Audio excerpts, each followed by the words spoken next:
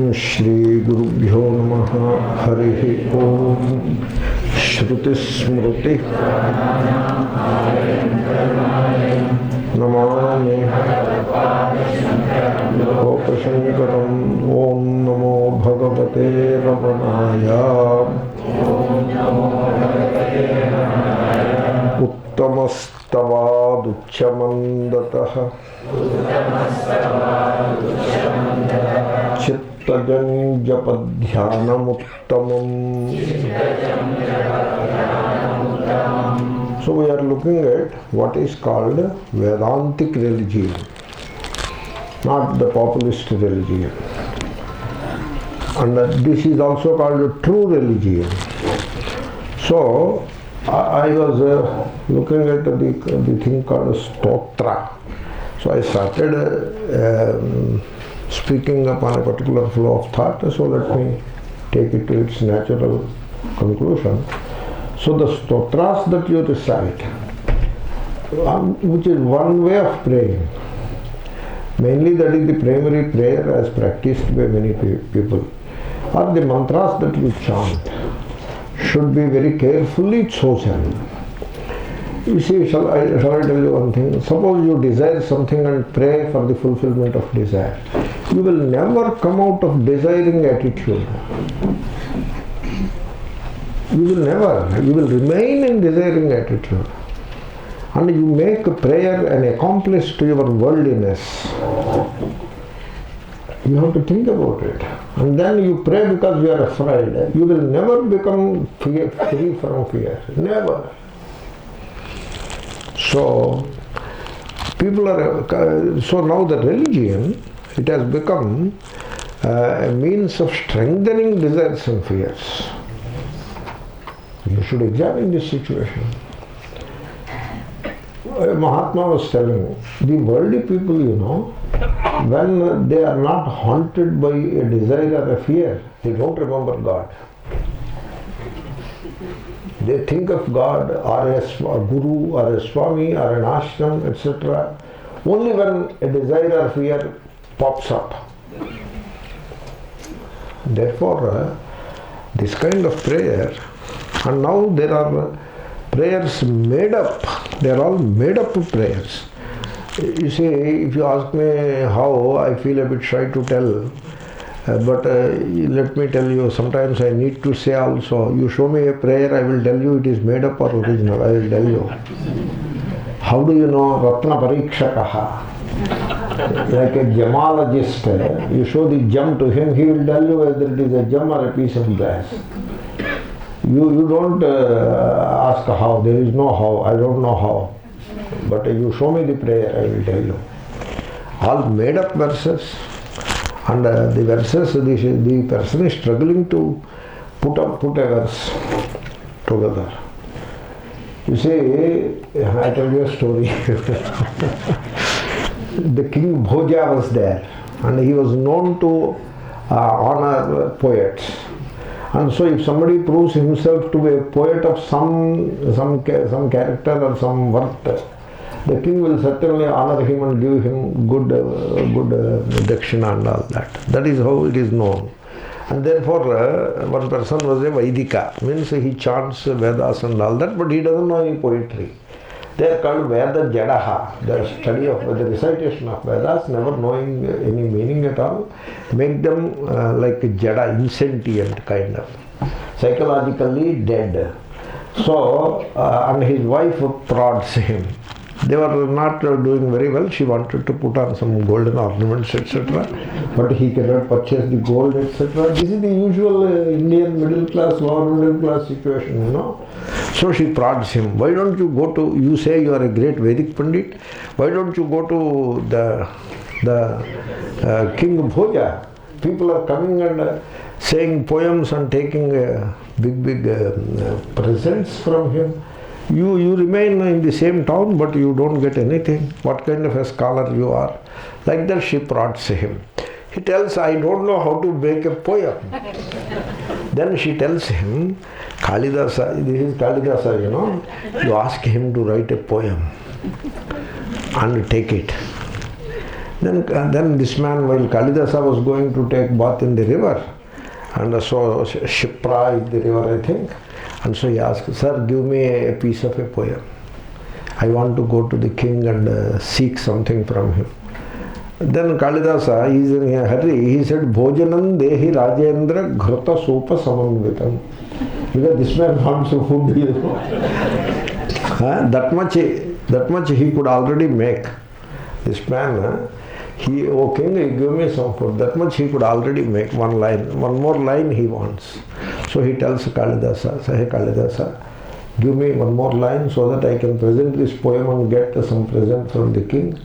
Because I could manage only one line. Bhojanam dehi Rajendra ghruta sopa samanvita." The ghee and the other dish, sambar. So give that bhojanam to me. Then Kalidasa immediately said a line. So, Sharat Chandra Chandrika Dhavalam Dadhi, with Upamana he put. And so also the curds, which is Mahishancha, Sharat Chandra Chandrika Dhavalam Dadhi. The curd made of a buffalo milk, not cow milk. Cow milk curd will be very soft and loose. Buffalo milk curd will be strong, more dense. And it should be tasting very well, and it should resemble the white light given by the full moon. Sharachandra Chandrika iva dhavalam dadhi. So he collected and went to the king. The king looked at the poem. Now the king has to give a present and asked the Brahmana, this Veda Pandita, the first line is made by you, I can see that.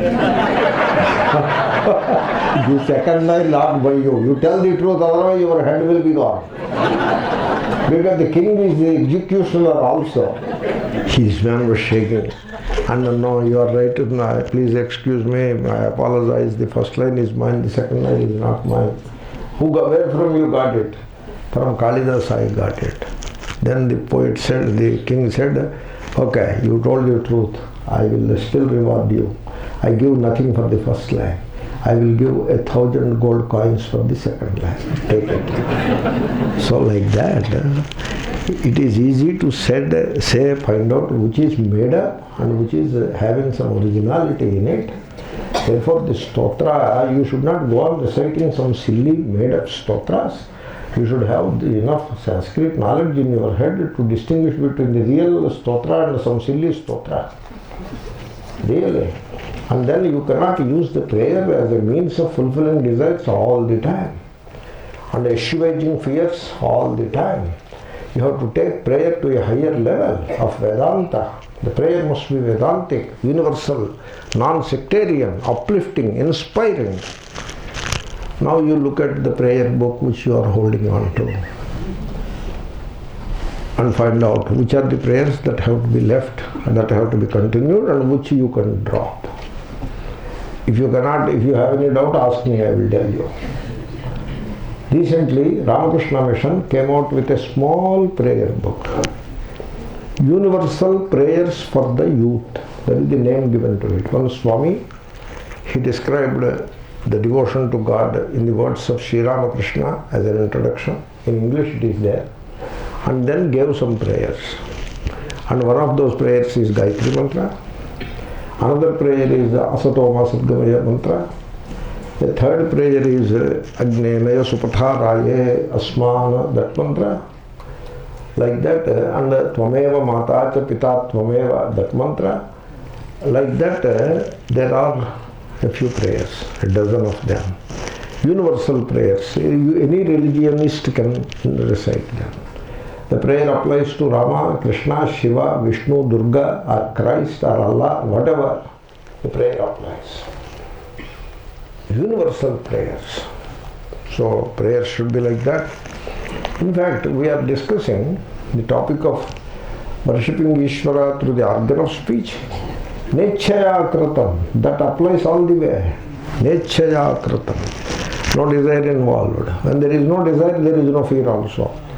So this kind of bhakti, in Vedic terminology, it is called upasana. Upasana literally means to make the mind sit close to God. Upasana. So, upasana is the state of mind when the idea of God penetrates every pore of the body. The mind is saturated with the divine love, and the heart is filled with the joy of that openness, that sensitivity, that boundlessness, and that desirelessness, that fearlessness, that kind of joy, it fills the heart. That is called upasana. Upasana. You are sitting close to God because the joy is the God, you know. So, you see, the upasana is the worship of Ishvara, either physical worship, physically serving the Ashtamurti Bhurudeva, or prayer or japa, etc. It is all upasana. So, it has one stage in which you are like a stone in the path of Ganga. The stone is covered, submerged, and the Ganga is flowing. But if you take the stone out of Ganga, it becomes dry again. It doesn't remain filled with or covered with Ganga water. That is the first stage of upasana. First stage only.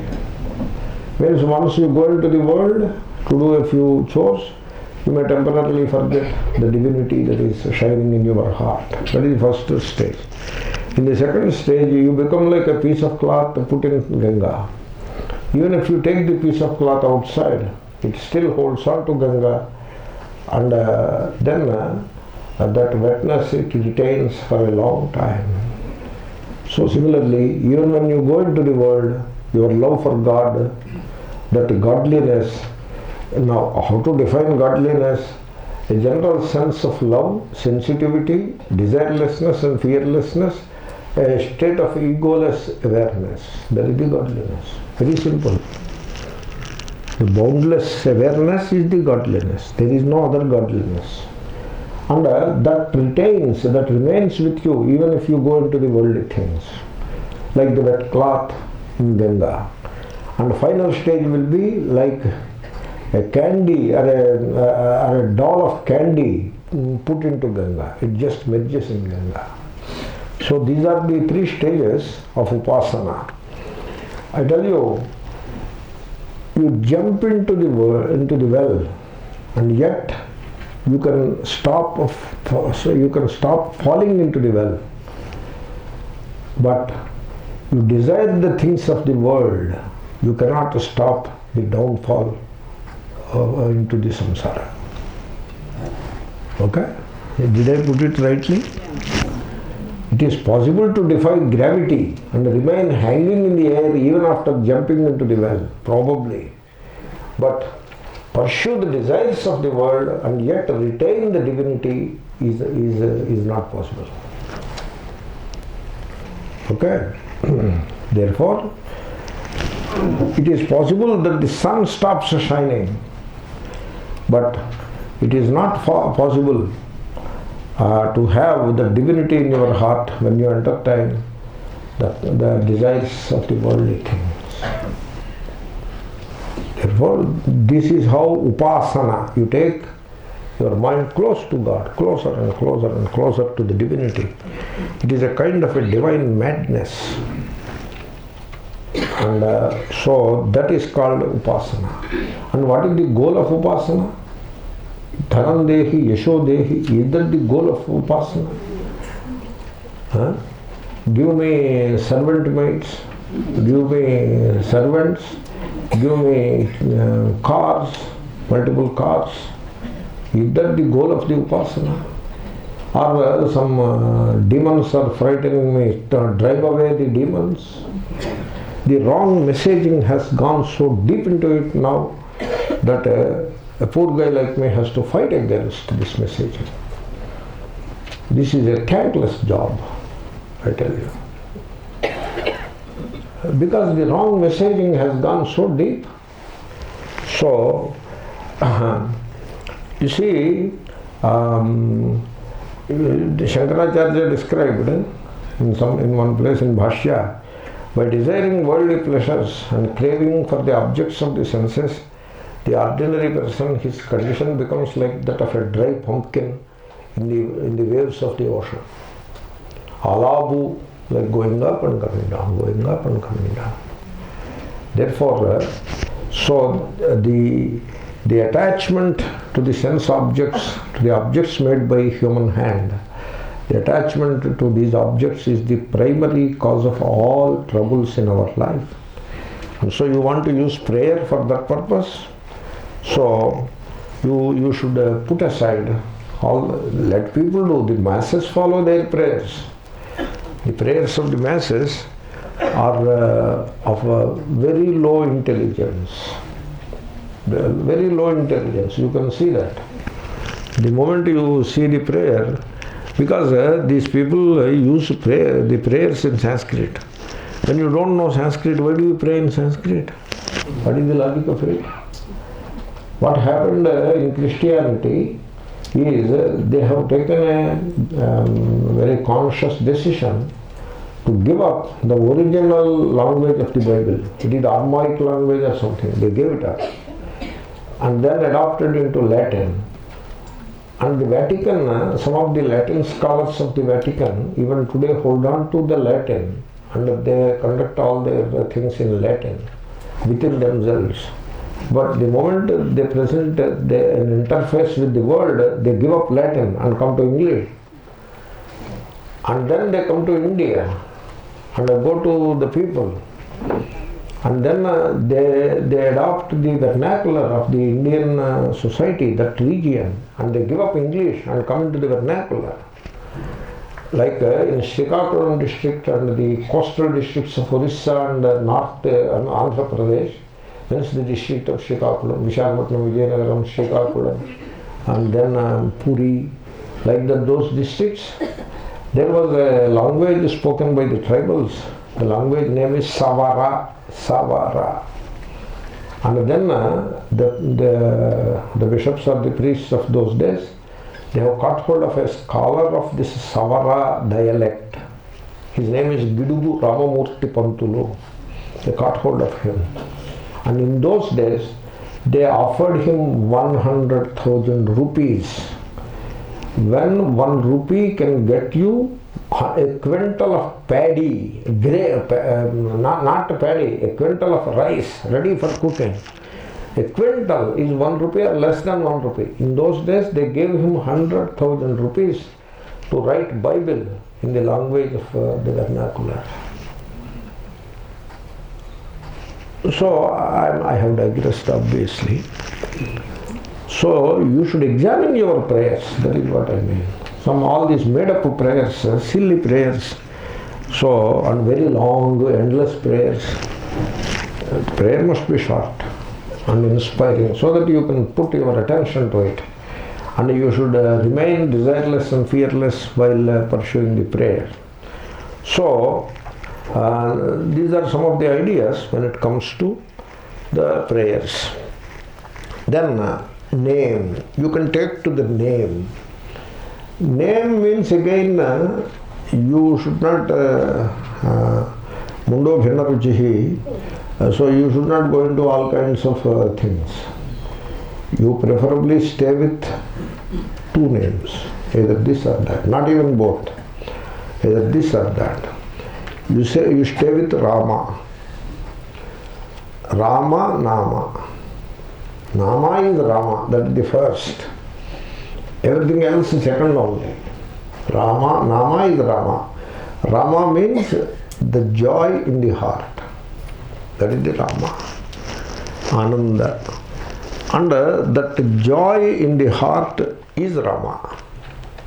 Again, it is open-ended. Don't make it some fixed thing, definitive. Don't ever make God definitive. You should not do that. You should draw the boundaries of definitiveness and draw the boundaries. Yato vacho nivartan, please. So the Mahatmas say any number of times, Pratan namami manaso vachasamagamyam Shankara.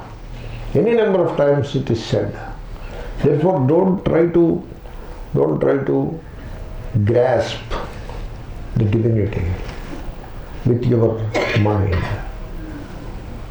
Because what you grasp with the mind is not divinity. Don't try. Give up that attempt to grasp. The human mind is like that. It wants to grasp everything. When it comes to divinity, give up that attempt. You are safe. Otherwise you will end up into a bunch of ideas and concepts which are not religion. The word is not the thing, you should remember. The word is not the thing. The word tree is not the tree. The thought is not the thing. So therefore, keep the divinity as an open-ended thing, and one name is Rama. You can chant Rama. Now, there can be subtle variation within that. One Mahatma espoused Hare Rama, Rama Rama, Hare Hare, Hare Krishna, Krishna Krishna, Hare Hare. You can do that. You need not reverse it. There is no need to reverse it. The sectarian mind reverses it. You don't need it. You can still stay with it. Or another Mahatma, Swami Ramdas, he took up Om Shri Rama Jaya Rama Jaya Jaya Rama with 13 syllables. You should not distort the mantra of that kind. You cannot say Shri Ram Jai Ram Jai Jai Ram Om. That is not the mantra. You count Shri Ram Jai Jai Ram Om. 11 have come. It is not 11, it is 13. And it is not Rama, it is O Rama. Address it is. You should not compromise the address into a noun. So it is not Rama, it is O Rama, Hey Rama. There is a huge difference between the two. And it is not Jai, it is Jaya.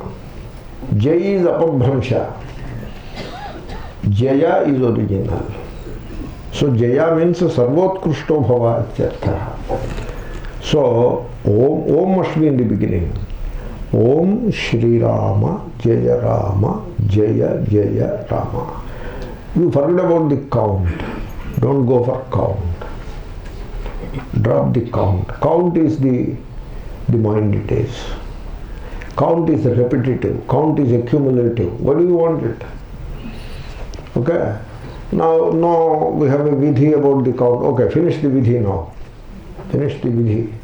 3 lakh times you say Om Rama or Shri Rama, or 10 lakh times you say, 6 lakh times Om Namah Shivaya. Finish it and be done with that count business. Now you enter into the non-accumulative, non-repetitive, fresh, inspiring, sacred name. Or Om Namah Shivaya. That is also, you can adopt as a, it is mantra. It is mantra and it is Nama also. Therefore, this kind of thing you have to practice. Then when I suggested ignore the count, what will you do with the count? What will you do with the count? So, what is the spirit behind the count?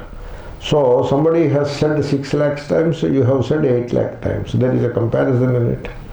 There is a goal in it. I have to finish 12 lakh. There is a goal in it. And there is a target, a targeted attempt it is. Now, there is a planning about it. So many things are involved in it. So targeting, goal, planning, etc. These are all worldly traits which you have imported into Upasana. So you have to think about these things. So Uttama, so Stava, Stotram. Then when it comes to the chant of mantras, you prefer to have time-tested mantras instead of trying to create your own mantras. Time-tested mantra. Okay? Like Gayatri mantra. If you have Gayatri, you don't need anything else. Or Om Namah Shivaya. or Om Namo Bhagavate Vasudevaya, or Om Namo Narayanaya. Like that, a small mantra. Not, I am saying, if you want this kind of mantra, you are welcome. Like something like Om Yakshaya Kuberaya Vaishvanaraya Dhanandehi Dapaya Swaha. You want to do that kind of a mantra? So what are you doing? अरे थोड़ा तो शर्म करना पड़ता है भाई. धनंदेहि दापय स्वाहा, क्या बात है? You know what it means? Thank God you don't know Sanskrit, so you are. Dhanandehi means give money. Dapaya means क्या होता है? A few people are giving money, but a few others who have more money are not giving to me. And so I enter into their minds and inspire them to give the money to me. Means you bring customers and then bring some more customers who are not yet customers. अरे थोड़ा तो शर्म करना पड़ता है भाई. So you have converted the religion into that level. I don't know how to describe it. You call it upasana. So therefore mantra should be well tested. And tantra is there. There is a thing called tantra. So there was a discussion. I had a long discussion with my father about this tantra. And so there were a few other scholars also in that group at the time the discussion came. And there is a text called Sutta Samhita. I have done some work about it and brought out a book also in Telugu. So in that context there was a discussion. The general consensus about the discussion is you keep away from tantra.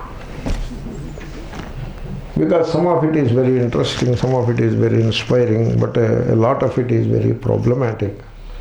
Therefore, now you don't want to do research about tantra. We are not interested in all that. We are looking for something which inspires us and makes us more closer to the divinity, upasana. Therefore, instead of going into all those details and get caught in that kind of a samsara, you keep away tantra altogether. You don't need tantra. Once tantra are not interested, if you come to that conclusion, then all these bijaksharas are out. You don't need all that. So this is a general consensus. But there are devotees who want to stay with bijakshara mantras, etc. It is up to them. It is up to them to decide that. And then you see, upasana, so in this context I have to talk about a little about idol worship also. So when I said idol worship, some people objected to the expression. You objected to the expression, idol, a murti, worship, puja. What is your objection? No, Christian missionaries used in a wrong sense. They might have used in a wrong sense, but I am using it in a right sense only. I am examining it with some kind of an openness. What is your problem? No, it has acquired a wrong connotation. Okay, so I appreciate your spirit, your apprehension. I understand. So I don't call it idol worship. Then what should I call it? Murti is not English, you know. Suppose you want to call it in English. So worship of a graven image, maybe. Something like that. So this is how we are caught in vortices or in whirlpools that we have created out of our own mind. This is how we are caught. That is how I feel. So let them think whatever they think. I say what I feel like saying. That could be the spirit, you know. Anyway, in Sanskrit we call it pratika upasana. So, what is the pratika? A symbol. You worship a symbol. You are not worshipping anything but a symbol. You should know that word is not the thing. Word is not the thing. Word can point out the thing. That is all it can do. but it is not the thing. Similarly, symbol is not the thing. You should always keep it in mind. Symbol is not the thing. It is, I give this example. This young man, he keeps the small photograph of his fiancée in his pocket, but she has arrived, but he doesn't say welcome, etc. He still looks at that fiancée, the photograph only. So that's something like that. Okay? So, the symbol is not the thing. Therefore, I am hesitant now.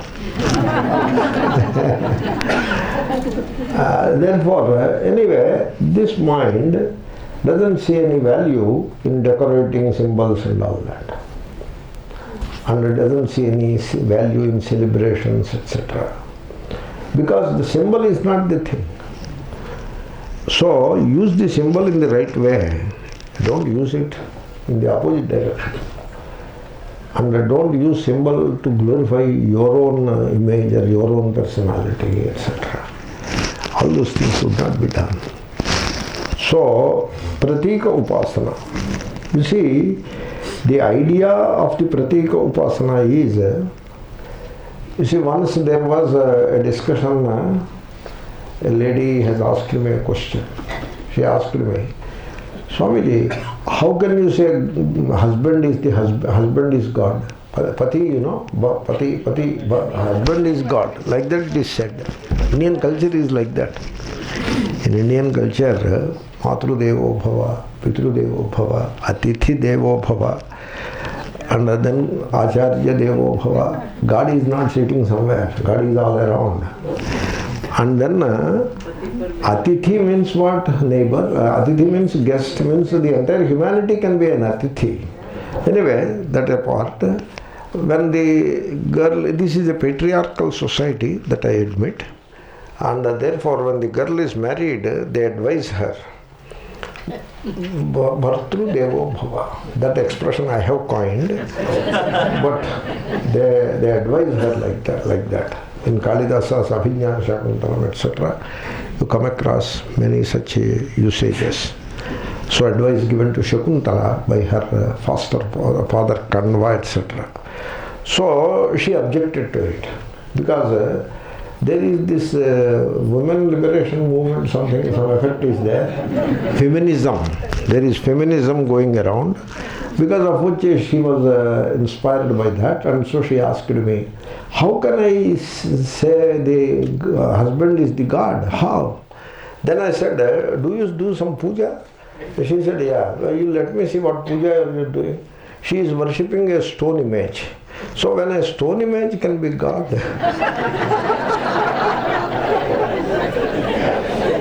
this guy who is moving around and he is bringing vegetables and other things from the market and giving to you,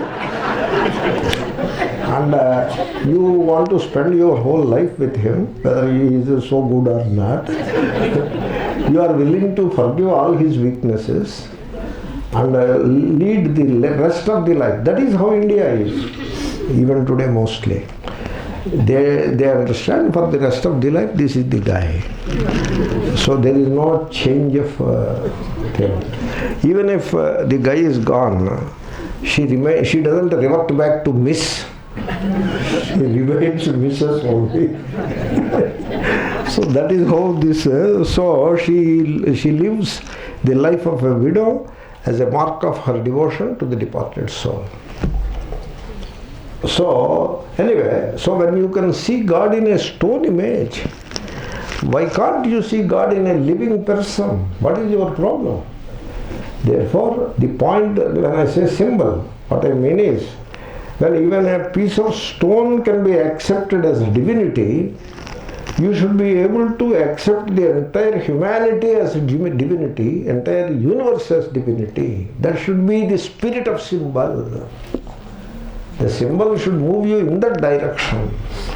It is only temporary measure, the symbol. Supposed to help you move in that direction. Now what are you doing? Are you doing it that way?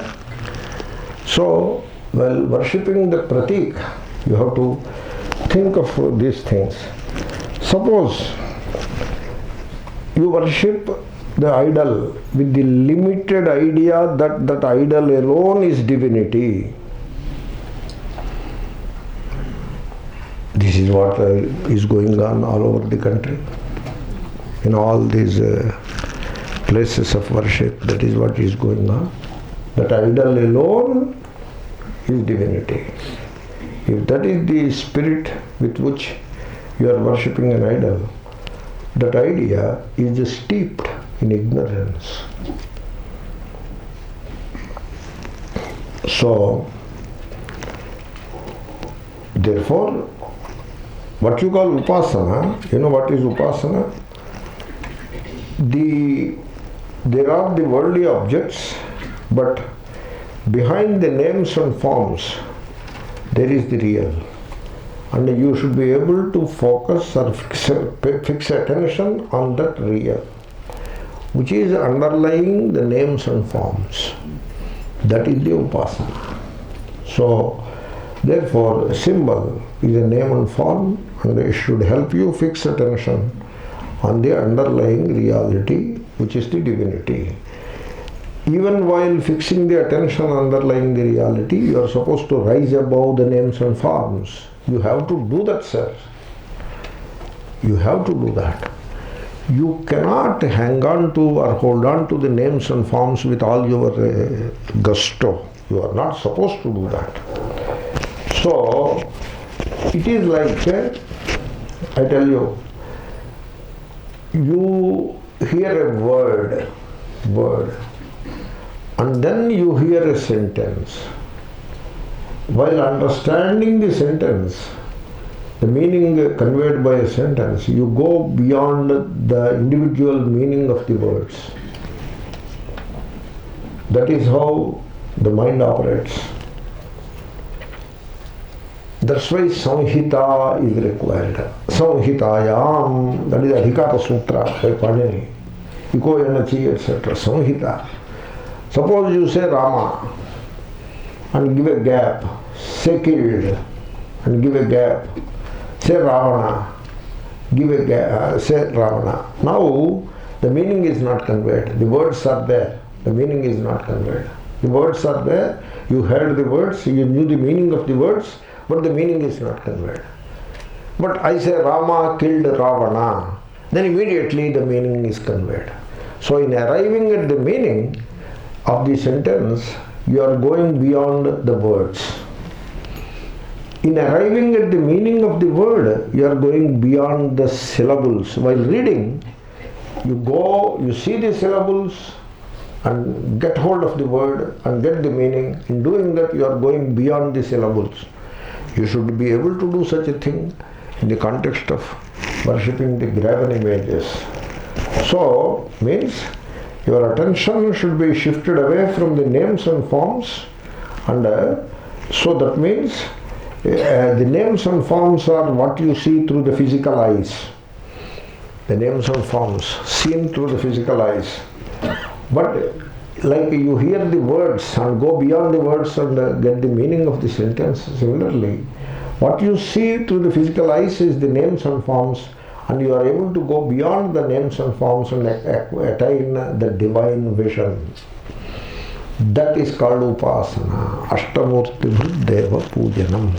And therefore the systems that you employ, systems is like stotras, mantras, japa and worship, etc. They should help you to move in that direction. You see, the pratika is like the writing board of a child. The writing board will be there, and a child writes on it. And when the child has become an expert in writing the words, syllables, etc., he becomes an expert on the writing board. Now he can write anywhere like exactly he wrote on the writing board. Suppose he writes ABCD, practices on the writing board, but if the writing board is taken away, he cannot write ABCD. Now, is your image worship has remained at that level or what? You have to think. So when you worship God, divinity in a piece of stone, you should be able to worship divinity in the entire humanity. So that direction should be like that. And so similarly, when the idea of Ashtamurti Deva Pujanam, it nicely settles down your mind, that means the divine vision is developed. Now the pratika is translated as an idol. So the pratika or idol is not important anymore. With it, you have the divine vision. Without it also, you have the divine vision. Therefore, you can enjoy the divine vision everywhere, with or without the pratika. Therefore, the pratika upasana sometimes is also called external worship. Whereas dhyanam could be the internal worship, and the vachika could be the bridge between the external and the internal. So the pratika upasana, which is correctly explained as external worship, it is meant to help us get that divine vision everywhere. That is the purpose of it. But that doesn't seem to work like that. That is the most unfortunate aspect of it. So, when you acquire the divine vision, as it is really envisaged while practicing the idol worship, so when you attain that divine vision, then the whole world becomes the temple of God.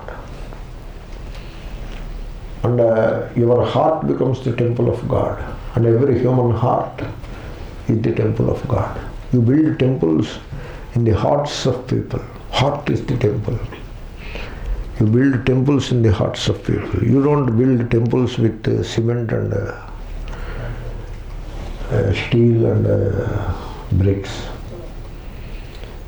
I came across a gentleman. He proudly declares himself as the one who built a stone temple. He proudly declares. And then I asked, please explain, sir, a little more, because I met him. He built a stone temple, Ayyappa stone temple he built. Why he built a temple in the first place? Because Ayyappa appeared in the dream and told him to build a temple. You look at that. Half of the temples in India are built on this basis. Some god appears in the dream and asks you to build a temple. And also the god tells, "Oh devotee, I am exposed to the hot sun and I am drenched by the rain. People have left me alone. Nobody is caring for me. You do that to me." Like that God asks him in the dream. And it is taken as correct. And he built. And all of this is taken as real. This is the Sthala Purana. Now you tell me, if you tell me otherwise, I will examine my head one more time. Is this not a wrong messaging that has gone deeply into the society? If this is not the wrong messaging, which has gone so deep into the society, then what is the wrong messaging now? So, therefore this man built a temple of Ayyappa because Ayyappa appeared to him in the vision, in the dream, and asked him to build. And then he decided next day morning, I don't want to build like any other temple which is where they put bricks and cement and steel. I want to build with the stone temple, like Krishnadevaraya built, etc. Therefore he collected his devotees and built a stone temple. And I asked him, so what is the special about stone? Cement, what is the special about it? He told, Swami, don't you know cement is the recent thing, whereas the stone temples are ancient temples. So some funny idea. Then I asked him, how did you put one stone and another stone, how did you fix them? He said cement. Look at that. India has become a land of superstitions. And I request, at least Vedanta students should be an exception. Should be. They cannot be part of superstition. So the whole world becomes a temple of God. And whatever you do becomes worship. Yajjat karma karome tattadakyalam shambhotavaradhanam. It should be like that. That is the state of divinity, the vision of divinity. You are supposed to reach that vision of divinity starting from a symbol. That is how the pratika upasana has to be appreciated. And with this kind of very lofty thinking, you should continue your upasana. So the stotras and the mantra japa, they are part of that upasana. And uchyamandataha. So I am explaining the verse now. Uchyamandataha uttamastavat. Means that the divinity, uttama, that all-pervading reality which underlies all the names and forms of this universe, yet which transcends. This is the word you have to keep in mind. Immanent yet transcendent. Like electricity. Electricity is immanent in every gadget, yet it doesn't acquire the attributes of a gadget. If the bulb is doing good, that doesn't mean electricity is doing good. If the bulb is not doing good, it is doing bad, that doesn't mean electricity is doing bad. Electricity is immanent yet transcendent. That immanent and transcendent. That is the meaning of asanga. Asanga is not that you move away and then remain unattached. Out of sight, out of mind. That is not the asanga. Out of sight, out of mind. That is not the asanga. Very much around, but yet that immanent and transcendent. And that is the divinity.